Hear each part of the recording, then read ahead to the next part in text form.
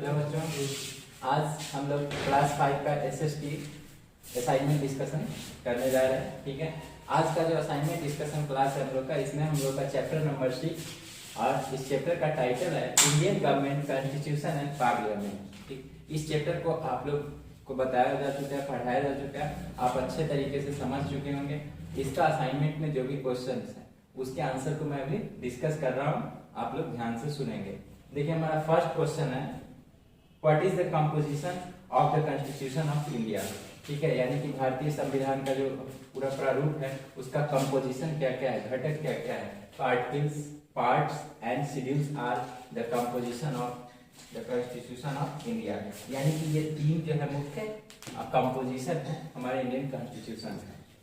अब question number second देखिए, describe the responsibilities of the president of India. देखिए, इसमें क्या करना है कि भारत के जो महामहिम राष्ट्रपति जी होते हैं उनका जो रोल है उसको पूरा मेंशन करना है कि उनका क्या क्या कार्य क्षेत्र है। तो the president of India is the authority with whom lies the executive power of central government. यानी कि भारत के जो राष्ट्रपति होते हैं वो सेंट्रल गवर्नमेंट के का पूरा एग्जीक्यूटिव पावर बॉडी होते हैं। The prime minister and council of ministers are appointed by the president. और साथ ही साथ प्राइम मिनिस्टर के साथ साथ जो प्राइम मिनिस्टर का पूरा काउंसिल होता है उसको वो अपॉइंट करने का पावर रखते हैं। साथ ही साथ कुछ विशेष पोस्ट भी है जिसका अपॉइंटमेंट उनके द्वारा किया जाता है, जिसके अथॉरिटी का अपॉइंटमेंट वो करते हैं। अब क्वेश्चन नंबर 3 देखिए आप। क्वेश्चन नंबर 3 में पूछा जा रहा है, who is the current president of India. यानी कि भारत के वर्तमान राष्ट्रपति प्रेजेंट में कौन है। तो mister Ramnath Kovind is the president of India. Question number 4 अब देखिए। क्वेश्चन नंबर 4 में आपसे पूछा जा रहा है, how many houses are there in parliament. यानी कि पार्लियामेंट में कुल कितने भाग होते हैं। तो इसका आंसर होगा, there are 2 houses of Indian parliament. यानी कि भारतीय पार्लियामेंट को 2 हाउसों में डिवाइड किया गया है, एक अपर हाउस होता है और एक लोअर हाउस होता है, या फिर उसी को लोकसभा और राज्यसभा भी कहते हैं। क्वेश्चन नंबर 5 देखिए आप, right introduction of Indian constitution briefly. Question number 5 में हम लोग को भारतीय संविधान का जो रूपरेखा है, जो उसका इंट्रोडक्शन है, उसे काफी संक्षिप्त में यहाँ प्रस्तुत करना है, जो यहाँ मेंशन किया गया है। अब ध्यान से देखिए, India established it's on constitution after freedom. यानी कि भारत सरकार, भारत का जो कुछ इंटेलेक्चुअल्स लोग थे जो चुनकर के आए थे, वे सभी लोगों ने एक कमेटी के तहत आजादी के बाद अपना कॉन्स्टिट्यूशन का निर्माण करना शुरू किया। It was adopted by the constitution assembly on 26 नवंबर 1949। और तब क्या होता है कि 26 नवंबर 1949 ईस्वी को कॉन्स्टिट्यूशन पूरा कंप्लीट होता है और उसको अडॉप्ट किया जाता है।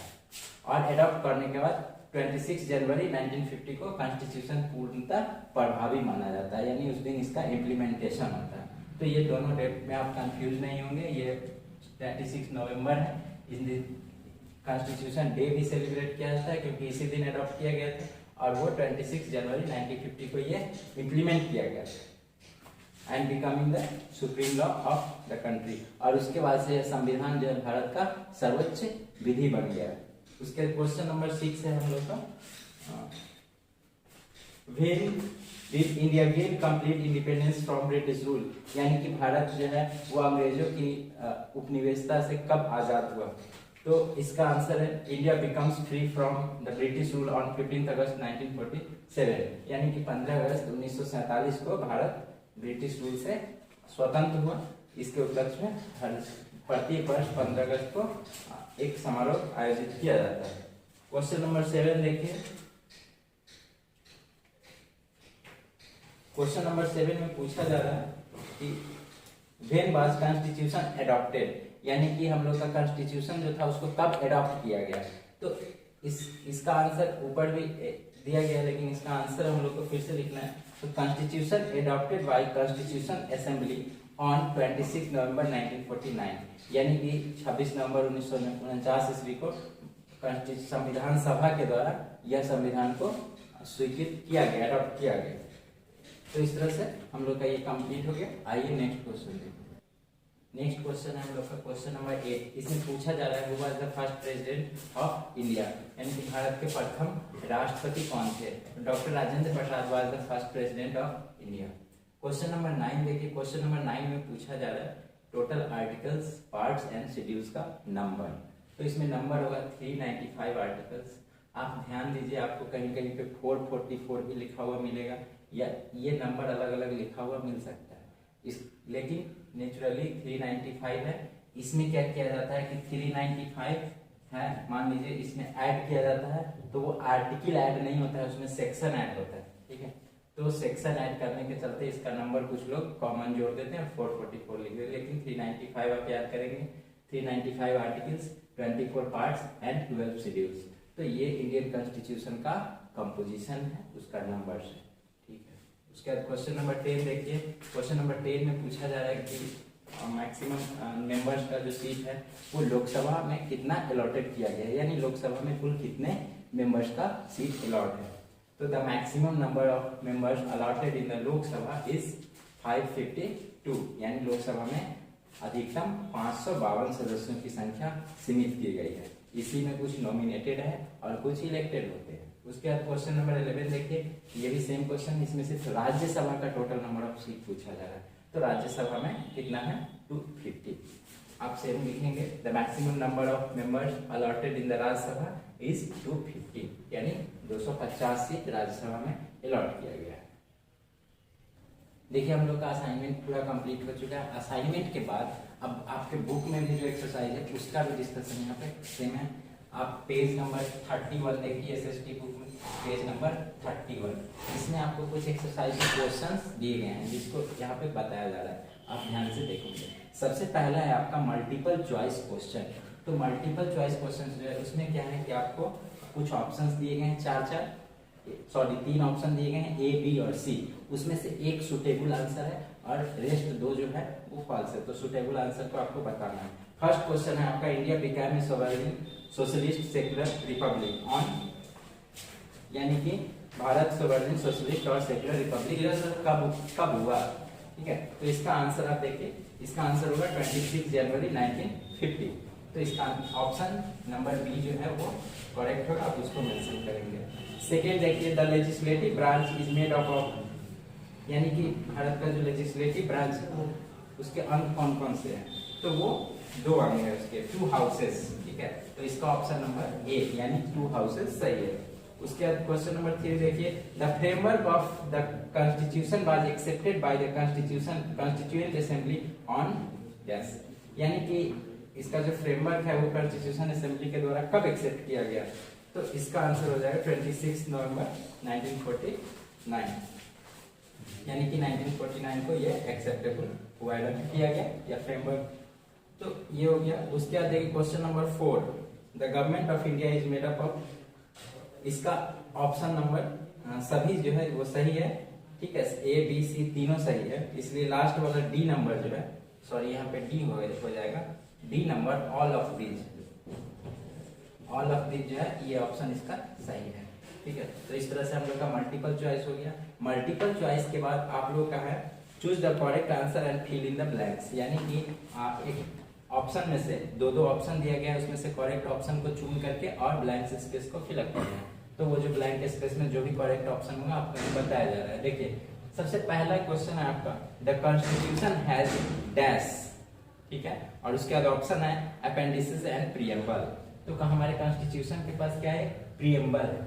जब भी कॉन्स्टिट्यूशन प्रारंभ होता है, या आप कभी कभी बुक में भी देखते होंगे कि बुक का जब फर्स्ट पेज खोलते होंगे तो उसमें भारत का भारतीय संविधान की जो उद्देशिका है या फिर प्रीएम्बल है वो मेंशन रहता है। तो इसका आंसर प्रीएम्बल हो जाएगा।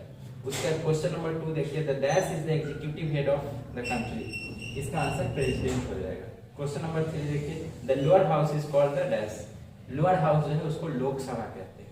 ठीक है, क्वेश्चन नंबर 4 देखिए, क्वेश्चन नंबर 4 में दिया हुआ the dash acts as the chairman of Rajya Sabha, यानी कि राज्यसभा का चेयरमैन के रूप में कौन कार्य करते हैं। तो वाइस प्रेसिडेंट जो होते हैं, उपराष्ट्रपति जिसे कहते हैं, वो इसके चेयरमैन होते हैं, किसके, राज्यसभा के, यानी अपर हाउस के। उसके बाद क्वेश्चन नंबर 5 देखिए, the dash is appointed by the president, इसका ऑप्शन है governor of state and prime minister. वैसे प्रेसिडेंट जो होते हैं वो स्टेट के गवर्नर को भी अपॉइंट करते हैं और प्राइम मिनिस्टर का भी अपॉइंटमेंट वही करते हैं। हालांकि प्राइम मिनिस्टर अपने कैबिनेट के द्वारा इलेक्ट किया जाता है, लेकिन अपॉइंटमेंट प्रेसिडेंट के द्वारा किया जाता है। तो इसका ऑप्शन दोनों ही सही होना चाहिए था, लेकिन यहाँ पे दो ही ऑप्शन दिया, ऑल ऑफ दिस नहीं है, इसलिए इसमें आप प्राइम मिनिस्टर मेंशन करेंगे, क्योंकि आपको इस चैप्टर में प्राइम मिनिस्टर पढ़ना है। ठीक है, तो ये हम लोग का कंप्लीट हो गया। अब आइए नेक्स्ट हम देखते हैं, right T for the true statement and F for false one. यानी ये ट्रू फॉल्स ऑप्शन को इसमें सिलेक्ट करना है, जो ट्रू है उसमें ट्रू लिखना है, जो फॉल्स है उसमें एफ लिखना है। ठीक है, तो टी और एफ का इस्तेमाल किए गए, आप देखेंगे। क्वेश्चन नंबर फर्स्ट है आपका, the constitution of India is the supreme law of the country. यानी कि भारत का संविधान जो है वो सर्वोच्च है, तो ये ट्रू है, सही है। ठीक है, क्वेश्चन नंबर सेकेंड है, the prime minister is the head of the state, ये फॉल्स है। ठीक है, क्वेश्चन नंबर 3 है आपका, the Lok Sabha is the lower house of the parliament, ये ट्रू है। क्वेश्चन नंबर 4 देखिए, the constitution of India became the Constitution of India came into effect on 26 जनवरी 1950, तो ये ऑप्शन जो है आपका ट्रू है। ठीक है, तो इस तरह से आपका ये सब हो गया। अब आइए नेक्स्ट हम लोग देखते हैं, इसके तुरंत बाद आपको शॉर्ट आंसर क्वेश्चन। ठीक है, एक ऑप्शन है short answer question. Short answer question, short answer questions में आप देखेंगे कि आपको कुल 4 क्वेश्चंस दिए गए हैं। ठीक है, ये 4 क्वेश्चंस जो है ये आपको असाइनमेंट में भी दिया गया है, तो इस तरह से आपको असाइनमेंट में ही इन सभी क्वेश्चंस का आंसर मिल जाएगा। जैसे आपका फर्स्ट क्वेश्चन है, what is the composition of the constitution of India, तो ये आपको जो असाइनमेंट में क्वेश्चन आंसर बताया गया उसका फर्स्ट क्वेश्चन आपका यही है। ठीक है, तो ये दोनों सेम होंगे, आप वहां से करेंगे। आपका क्वेश्चन नंबर 2 है, describe the responsibilities of the president, तो इसमें देखिए describe the responsibilities of the president का ये आपके असाइनमेंट का थर्ड क्वेश्चन है। ठीक है, तो आप उसको मेंशन कर लेंगे। उसके बाद क्वेश्चन नंबर 3 है, who is the current president of India, current president Bharat के कौन है, ये आपका क्वेश्चन नंबर 4 है, तो आप वहां से मेंशन कर लेंगे। क्वेश्चन नंबर 4 देखिए, how many houses are there in the parliament, यानी पार्लियामेंट में कुल कितने हाउसेज होते हैं, ये क्वेश्चन नंबर आपका 5 है। तो इस तरह से शॉर्ट आंसर क्वेश्चन भी आपका कंप्लीट हो गया। अब हम लोग का लॉन्ग आंसर क्वेश्चन है, उसको हम लोग देखते हैं।